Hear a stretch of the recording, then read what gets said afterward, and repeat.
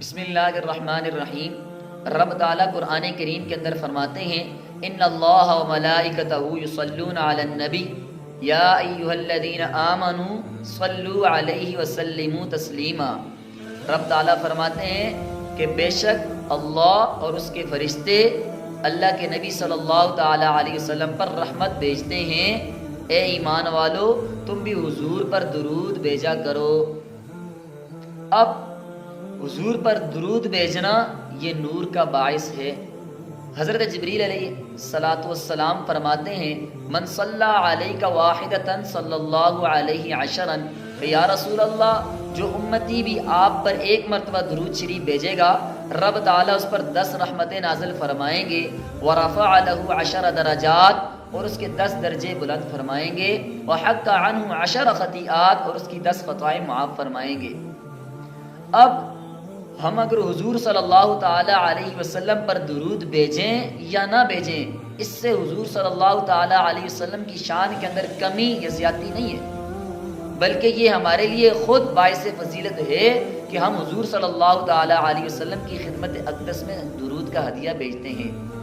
شیخ Saadi رحمۃ اللہ علیہ فرماتے ہیں منت منے کی خدمت سلطان ہمی کنی، منت شناس ازو کے بخدمت بداشت، کہ تم یہ نہ سوچو کہ تم بادشاہ کی خدمت کر رہے ہو، بڑا احسان کر رہے ہو، بلکہ یہ بادشاہ کا احسان سمجھو کہ بادشاہ نے تمہیں اپنی خدمت کے اندر رکھا ہوا ہے۔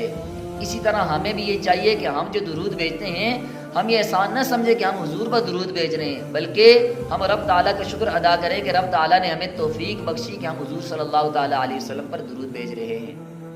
اور دوسری وجہ کہ یہ رب تعالیٰ کا قاعدہ قانون ہے کہ رب تعالیٰ اپنی رحمت بھیجنے کے لیے بہانہ ڈھونڈتے ہیں، تو رب تعالیٰ نے فرمایا تم 1 مرتبہ درود بھیجو، میں 10 مرتبہ درود تم پر بھیجوں گا۔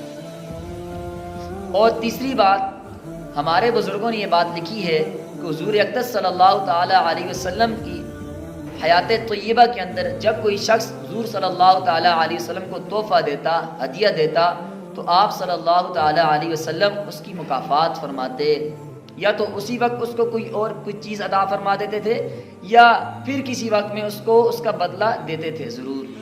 تو اب بزرگ کہتے ہیں چونکہ اللہ کے نبی صلی اللہ تعالیٰ علیہ وسلم دنیا سے تشریف لے گئے ہیں، اب ہم جب درود بھیجیں گے، درود کا ہدیہ بھیجیں گے، تو اب حضور صلی اللہ تعالیٰ علیہ وسلم کی طرف سے مکافات کیا ہوگی؟ حضور ہمارے لیے دعا فرمائیں گے۔ تو حضور کا دعا فرمانا امتی کے حق میں یہ بہت ہی باعث اجر و ثواب ہے۔ رب تعالیٰ سے دعا ہے کہ رب تعالیٰ ہمیں اللہ کے نبی صلی اللہ تعالیٰ علیہ وسلم پر ہمیشہ درود بھیجنے کی توفیق عطا فرمائے، اور قیامت کے دن نور کا ذریعہ بننے کی توفیق عطا فرمائے۔ وما علینا الا البلاغ۔